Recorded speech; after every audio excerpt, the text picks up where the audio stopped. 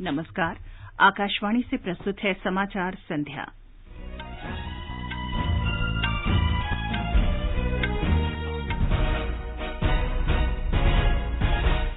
मध्य प्रदेश और मिजोरम विधानसभा चुनाव के लिए मतदान कल। राजस्थान और तेलंगाना में चुनाव प्रचार जोरों पर। राष्ट्रपति रामनाथ कोविंद ने कहा, भारत के व्यापक आर्थिक मानक मजबूत हैं और ढांचागत सुविधाओं का तेजी से विकास किया जा रहा है। प्रधानमंत्री नरेंद्र मोदी G20 शिखर सम्मेलन में भाग लेने के लिए कल शाम अर्जेंटीना रवाना होंगे। स्कॉटलैंड के राजनीतिज्ञों ने ब्रेक्जिट को यूरोपियन कोर्ट ऑफ जस्टिस में चुनौती दी। 14वां विश्व कप हॉकी टूर्नामेंट रंगारंग उद्घाटन कार्यक्रम के साथ भुवनेश्वर में शुरू और क्रिकेट में भारतीय महिला टीम की कप्तान हरमनप्रीत कौर ICC 2020 बल्लेबाजी रैंकिंग में शीर्ष 5 में पहुंची। समाचार संध्या के साथ मैं चंद्रिका जोशी। मध्य प्रदेश और मिजोरम विधानसभा चुनाव के लिए मतदान कल होगा। राजस्थान और तेलंगाना में चुनाव प्रचार जोरों पर है। मध्य प्रदेश विधानसभा के लिए कल होने वाला मतदान स्वतंत्र, निष्पक्ष और शांतिपूर्ण कराने के निर्वाचन आयोग ने सभी प्रबंध पूरे कर लिए हैं। राज्य के 52 जिलों में 230 निर्वाचन क्षेत्रों में एक ही चरण में वोट डाले जाएंगे। मतदान सुबह 8 बजे से शाम 5 बजे तक चलेगा। राज्य पुलिस, होमगार्ड और अर्धसैनिक बलों की 650 कंपनियों सहित करीब 1,80,000 सुरक्षाकर्मी तैनात किए गए हैं। मिजोरम में 40 सदस्यीय विधानसभा के चुनाव के लिए मतदान सवेरे 7 बजे शुरू होगा और शाम 4 बजे तक चलेगा। 7,70,000 से अधिक मतदाता अपने मताधिकार का इस्तेमाल कर सकेंगे। इनमें लगभग 3,95,000 महिलाएं हैं। इस चुनाव में 209 उम्मीदवार अपना राजनीतिक भाग्य आजमा रहे हैं। कांग्रेस और विपक्षी MNF ने सभी 40 सीटों पर उम्मीदवार खड़े किए हैं। भाजपा ने 39 और ZPM 38 सीटों पर चुनाव लड़ रही है। एक रिपोर्ट। सभी 1,179 मतदान कर्मियों का दल आज शाम अपने निर्वाचन केंद्रों में पहुंच गया है। इनमें 240 महिलाओं सहित 7,075 मतदान कर्मी शामिल हैं। निर्वाचन आयोग ने मतदान सुचारू और शांतिपूर्वक संपन्न कराने के लिए सभी इंतजाम कर लिए हैं। दिव्यांग मतदाताओं को वोट डालने में परेशानी न हो, इसके लिए भी इंतजाम किए गए हैं। सभी चुनाव केंद्रों में महिलाओं के लिए विशेष चुनावी बूथ भी बनाए गए हैं। मिजोरम से आयरिन की रिपोर्ट के साथ समाचार कक्ष से मैं शशांक कुमार। राजस्थान में विधानसभा चुनाव के लिए प्रचार जोरों पर है। विभिन्न दलों के बड़े नेता चुनावी रैलियां और जनसभाएं कर रहे हैं। आज भाजपा के राष्ट्रीय अध्यक्ष अमित शाह और वित्त मंत्री अरुण जेटली ने भी राज्य में चुनाव प्रचार किया। तेलंगाना विधानसभा चुनाव के लिए प्रचार जोरों पर है। राजस्थान और तेलंगाना में विधानसभा के लिए एक ही चरण में 7 दिसंबर को मतदान होगा। प्रधानमंत्री नरेंद्र मोदी ने तेलंगाना में महबूब नगर में एक चुनावी रैली को संबोधित करते हुए आरोप लगाया कि तेलंगाना राष्ट्र समिति और कांग्रेस दोनों ही वंशवाद पर चलते हैं। श्री मोदी ने यह भी आरोप लगाया कि ये दोनों दल वोट बैंक की राजनीति और अल्पसंख्यकों का तुष्टीकरण कर रहे हैं। इससे पहले प्रधानमंत्री ने निजामाबाद में एक जनसभा को संबोधित करते हुए कहा कि कांग्रेस पार्टी में अंदरूनी लोकतंत्र नहीं है और तेलंगाना राष्ट्र समिति भी इसी सिद्धांत पर चलती है। प्रधानमंत्री ने आरोप लगाया कि तेलंगाना राष्ट्र समिति की सरकार राज्य में विकास के मोर्चे पर पूरी तरह विफल रही। तेलंगाना को 4.5 साल हो गए। ये सरकार 4.5 साल से उसने क्या काम किया? ये चुनाव सरकार से पाई का पल पल का हिसाब मांगने का चुनाव है। जिन्होंने यहाँ के नौजवानों को, यहाँ के किसानों को, यहाँ के दलित, पीड़ित, शोषित, वंचितों को, आदिवासियों को तेज गति से विकास का भरोसा दिया था, वो अपने वायदों पर खरे नहीं उतरे हैं। उन्हें इस चुनाव में ये जनता जनार्दन ने सबक सिखाना चाहिए। दूसरी तरफ तेलंगाना के कार्यकारी मुख्यमंत्री और तेलंगाना राष्ट्रीय समिति के अध्यक्ष के चंद्रशेखर राव ने लोगों से उनकी पार्टी को फिर से सत्ता में लाने की अपील की है ताकि उनकी सरकार द्वारा शुरू की गई विकास कार्यों को पूरा किया जा सके। वे आज महबूब नगर में एक चुनावी सभा को संबोधित कर रहे थे। जम्मू कश्मीर में आज हुए चौथे चरण के पंचायत चुनावों में कुल 71.3% मतदान दर्ज हुआ। राज्य के मुख्य चुनाव अधिकारी शालीन काबरा के अनुसार जम्मू संभाग में 82% से अधिक और कश्मीर संभाग में 32% से अधिक मतदान हुआ। एक रिपोर्ट। जम्मू जिला के 5 ब्लॉकों में सबसे ज्यादा 85.2% मतदान रिकॉर्ड किया गया, जबकि पहाड़ी जिला डोडा के 3 ब्लॉकों में 84.6% मतदाताओं ने अपने मत अधिकार का प्रयोग किया। पुंछ में 22.5%, किश्तवाड़ में 82%, राजौरी में 81.8% मतदान हुआ। कश्मीर घाटी में बारामूला जिला में सबसे ज्यादा 62.4% मतदान हुआ, जबकि सीमावर्ती जिला कुपवाड़ा में 56.1% और बड़गाम जिला में 46.3% मतदान हुआ। आकाशवाणी समाचार के लिए जम्मू से आरके रैना। ये समाचार आकाशवाणी से प्रसारित किए जा रहे हैं। अरे यार, यहाँ कितनी गंदगी है। लोग खुले में शौच क्यों करते हैं? सार्वजनिक शौचालय का प्रयोग क्यों नहीं करते? वो तो गंदा रहता है भाई। उसे गंदा करता कौन है? हम लोग। हमें उसे साफ रखना चाहिए। शौचालय के प्रयोग के बाद पानी डालना चाहिए। पान खाकर नहीं थूकना चाहिए और हाँ, पानी का नल याद से बंद करना चाहिए। और अगर फिर भी कोई शिकायत हो तो सार्वजनिक शौचालय के केयर टेकर को बताएं या फिर स्वच्छता ऐप पर शिकायत दर्ज करें और उस पर तुरंत कार्रवाई की जाएगी। आओ अब जिम्मेदार बने और अपने शहर को स्वच्छ सर्वेक्षण 2019 की रैंकिंग में सबसे ऊपर ले जाएं। आवासन और शहरी कार्य मंत्रालय द्वारा जनहित में जारी। अरे अजय भाई, आपका बेटा राहुल नहीं दिखाई दिया आज? भारद्वाज जी वो किचन में है, खाना बना रहे हैं। किचन में? क्यों, कोमल बिटिया का है? कोमल बेटी तो बाहर है, कुछ घर का सामान वगैरह लेना था तो दफ्तर से लेती आएगी। मतलब बेटी बाहर और बेटा किचन में? अजय जी, ये क्या कर रखा है? कुछ खास नहीं जी, बेटियों और बेटों को बराबर बना रखा है। बेटों और बेटियों में फर्क क्या करना? बेटियों के पंखों को खुलने दीजिए, उन्हें उड़ने दीजिए। बेटी बचाओ बेटी पढ़ाओ, महिला एवं बाल विकास मंत्रालय द्वारा जनहित में जारी। समाचार संध्या में आपका फिर स्वागत है।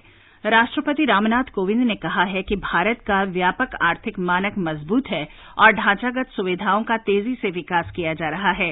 राष्ट्रपति रामनाथ कोविंद ने कहा कि वैश्विक समुदाय भारत की विकास गाथा को लेकर उत्साहित है और वह भारत को कारोबार के तौर तरीकों को तेजी से सुगम बनाने वाले देश के रूप में देख रहा है। राष्ट्रपति कोविंद आज राष्ट्रपति भवन में विवेक देवराव, अनिर्बान गांगुली और किशोर देसाई द्वारा लिखित पुस्तक making of new India, Modi सरकार के तहत परिवर्तन की पहली प्रति प्राप्त करने के बाद बोल रहे थे। इस अवसर पर वित्त मंत्री अरुण जेटली ने कहा कि पिछले 4.5 वर्ष के दौरान सरकार द्वारा लिए गए निर्णयों के परिणाम सामने आने लगे हैं। प्रधानमंत्री नरेंद्र मोदी G20 शिखर सम्मेलन में भाग लेने के लिए कल शाम अर्जेंटीना के लिए रवाना होंगे। नई दिल्ली में संवाददाताओं से बातचीत में विदेश सचिव विजय गोखले ने बताया कि शिखर सम्मेलन के दौरान 3 सत्र होंगे। उन्होंने कहा कि प्रधानमंत्री भारत में डिजिटल क्रांति, आयुष्मान भारत कार्यक्रम, मृदा स्वास्थ्य कार्ड और अन्य केंद्रीय योजनाओं के बारे में सम्मेलन में अपने विचार रखेंगे। विदेश सचिव ने बताया कि विदेश मंत्री G20 शिखर सम्मेलन के दौरान अलग से कई नेताओं के साथ द्विपक्षीय वार्ता करेंगे, जिसमें चीन के राष्ट्रपति शी जिनपिंग शामिल हैं। अमेरिकी राष्ट्रपति डोनाल्ड ट्रंप के साथ बैठक के बारे में पूछे जाने पर श्री गोखले ने कहा कि फिलहाल कई द्विपक्षीय बैठकों को अंतिम रूप दिया जा रहा है। स्कॉटलैंड के राजनीतिज्ञों के वर्ग ने यूरोपीय संघ की सर्वोच्च न्यायालय यूरोपियन कोर्ट ऑफ जस्टिस में ब्रेक्जिट को चुनौती दी है। कोर्ट ने आज इस बात की सुनवाई की कि क्या ब्रिटेन यूरोपीय संघ के 27 सदस्य देशों की अनुमति के बगैर संघ से अलग होने का निर्णय ले सकता है। मामले की सुनवाई 27 यूरोपीय जजों की पूर्व पीठ ने की। कोर्ट ने सुनवाई पूरी कर ली है, फैसला बाद में सुनाया जाएगा। अमेरिका के राष्ट्रपति डोनाल्ड ट्रंप ने चेतावनी दी है कि यूरोपीय संघ से ब्रिटेन के अलग होने वाले ब्रेक्जिट समझौते से अनजाने में ही ब्रिटेन और अमेरिका के बीच व्यापार में बाधा उत्पन्न हो सकती है। श्री ट्रंप व्हाइट हाउस में संवाददाताओं से बातचीत कर रहे थे। भारत के आधुनिकतम भू पर्यवेक्षण उपग्रह हाइसिस को ले जाने वाले रॉकेट PSLV C-43 को छोड़ने की उल्टी गिनती शुरू हो गई है। इसके लिए अंतरिम तौर पर कल सवेरे 5:47 57 मिनट का समय निर्धारित किया गया है। भारतीय अंतरिक्ष अनुसंधान संगठन इसरो की विज्ञप्ति में कहा गया है कि प्रक्षेपण अभियान बृहस्पतिवार को सवेरे 9:57 पर श्रीहरिकोटा के अंतरिक्ष केंद्र से शुरू किया जाएगा। ये रॉकेट 8 देशों के ग्राहक संगठनों के 30 अन्य को पैसेंजर माइक्रो और नैनो उपग्रह भी ले जाएगा। ये समाचार आप आकाशवाणी से सुन रहे हैं। कब? क्या हुआ? पापा को हार्ट अटैक आया है। वॉलेट कहाँ गया? एयरपोर्ट पे एंट्री कैसे होगी बिना आईडी? एक काम कर, अपना फोन दे, जल्दी से अपना आधार नंबर डाल। यार ये एम आधार चलेगा? अरे दौड़ेगा। चल फटाफट संभाल के जा। जी पाजी, ये आधार कार्ड अगर खो जाए तो इतनी जल्दी मिल जाता है क्या? वो भी मोबाइल पे? हाँ पाजी, मिल जाता है। यार ये तो मैंने कभी सोचा ही नहीं। तो अभी सोच लो, फायदे में रहोगे पाजी। एम आधार डाउनलोड करो, कभी भी कहीं भी। ये आकाशवाणी है। हॉकी विश्व कप टूर्नामेंट का आज ओडिशा में भुवनेश्वर में रंगारंग समारोह के साथ विधिवत उद्घाटन किया गया। ओडिशा के मुख्यमंत्री नवीन पटनायक ने समारोह का उद्घाटन किया। उद्घाटन समारोह शुरू होने के साथ ही कलिंगा स्टेडियम दर्शकों से खचाखच भर गया।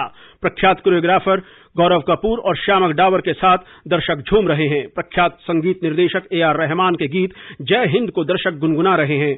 माधुरी दीक्षित और शाहरुख खान समारोह के आकर्षण का केंद्र है। 1975 के हॉकी विश्व कप विजेता टीम के सदस्यों को मंच पर सम्मानित किया गया है। भारतीय और विदेशी गीत, संगीत और नृत्य से समारोह रंगारंग हो गया है। भुवनेश्वर से सुधांशु धड़ा की रिपोर्ट के साथ समाचार कक्ष से मैं अरविंद थपलियाल। प्रधानमंत्री नरेंद्र मोदी ने विश्व कप में भाग लेने वाली सभी टीमों को हार्दिक शुभकामनाएं दी हैं। खेल मंत्री कर्नल राज्यवर्धन राठौड़ ने कहा है कि समूचा देश भारतीय टीम का समर्थन करता है और टीम के खिलाड़ियों को अपना सर्वोत्तम देने के लिए प्रोत्साहित करता है। विश्व कप के इस 14वें संस्करण में कुल 16 टीमें भाग ले रही हैं। विश्व कप के मुकाबले कल से शुरू होंगे। आईसीसी की ताजा महिला क्रिकेट 2020 अंतर्राष्ट्रीय बल्लेबाजी रैंकिंग में भारत की कप्तान हरमनप्रीत कौर शीर्ष 5 में पहुंच गई हैं। हरमनप्रीत 3 स्थान के फायदे के साथ तीसरे स्थान पर पहुंची हैं। पहले स्थान पर न्यूजीलैंड की सुजी बेट्स और दूसरे स्थान पर वेस्टइंडीज की स्टेफनी टेलर हैं। तमिलनाडु में चक्रवाती तूफान से हुए नुकसान का आकलन करने के लिए 3 दिन के दौरे पर गए केंद्रीय दल ने आज अपना कार्य पूरा कर लिया है। दल ने बताया कि वह केंद्र को शीघ्र ही अपनी रिपोर्ट सौंपेगा। गोवा में चल रहा भारतीय अंतर्राष्ट्रीय फिल्म समारोह कल संपन्न हो जाएगा। समापन समारोह शाम को पणजी के निकट तालेगांव के श्यामा प्रसाद मुखर्जी स्टेडियम में होगा। 9 दिन के इस समारोह का समापन जर्मनी की फिल्म सील्ड लिप्स से होगा। इसके बाद पुरस्कार वितरित किए जाएंगे। गोवा आकाशवाणी का समाचार सेवा प्रभाग अंतर्राष्ट्रीय फिल्म महोत्सव पर विशेष राउंड अप प्रसारित कर रहा है। ये कार्यक्रम इस महीने की 29 तारीख तक एफएम गोल्ड चैनल पर सुबह 7:30 बजे, आज सवेरे और शाम 4:30 बजे परिक्रमा कार्यक्रम में सुना जा सकता है। पूर्व लोकसभा अध्यक्ष जीवी मावलंकर को उनकी जयंती पर आज संसद भवन के केंद्रीय कक्ष में सांसदों ने श्रद्धांजलि अर्पित की। लोकसभा सदस्य लालकृष्ण आडवाणी और पी वेणुगोपाल तथा राज्यसभा सदस्य डेरेक ओब्रायन के अलावा पूर्व सांसदों ने भी मावलंकर के चित्र पर पुष्पांजलि अर्पित की। वाणिज्य और उद्योग मंत्री सुरेश प्रभु ने कहा है कि सरकार कारोबार में सुगमता कार्यक्रम को जिलों में भी शुरू करने का प्रयास कर रही है। नई दिल्ली में आज भारतीय अंतर्राष्ट्रीय व्यापार मेले के समापन समारोह को संबोधित करते हुए श्री सुरेश प्रभु ने कहा कि सरकार ऐसे सभी उपाय कर रही है। और अब आर्थिक जगत की खबरों के साथ हैं सोनू सूद। शेयर बाजारों में बंबई शेयर बाजार का सेंसेक्स 0.5% की तेजी से 159 अंक बढ़कर 35,513 पर बंद हुआ। नेशनल स्टॉक एक्सचेंज का निफ्टी भी 57 अंक बढ़कर 10,686 पर बंद हुआ। अंतर बैंकिंग विदेशी मुद्रा बाजार में रुपया डॉलर के मुकाबले 11 पैसे मजबूत हुआ और $1 की कीमत 70 रुपये 76 पैसे दर्ज हुई। और अंत में मुख्य समाचार एक बार फिर। मध्य प्रदेश और मिजोरम विधानसभा चुनाव के लिए मतदान कल होगा। राजस्थान और तेलंगाना में चुनाव प्रचार जोरों पर। राष्ट्रपति रामनाथ कोविंद ने कहा, भारत के व्यापक आर्थिक मानक मजबूत हैं और ढांचागत सुविधाओं का तेजी से विकास किया जा रहा है। प्रधानमंत्री G20 शिखर सम्मेलन में भाग लेने के लिए कल शाम अर्जेंटीना रवाना होंगे। स्कॉटलैंड के राजनीतिज्ञों ने ब्रेक्जिट को यूरोपियन कोर्ट ऑफ जस्टिस में चुनौती दी है। 14वां विश्व कप हॉकी टूर्नामेंट रंगारंग उद्घाटन कार्यक्रम के साथ भुवनेश्वर में शुरू हुआ और क्रिकेट में भारतीय महिला टीम की कप्तान हरमनप्रीत कौर ICC T20 बल्लेबाजी रैंकिंग में शीर्ष 5 में पहुंच गई हैं। इसके साथ ही समाचार संध्या का ये अंक समाप्त हुआ। नमस्कार।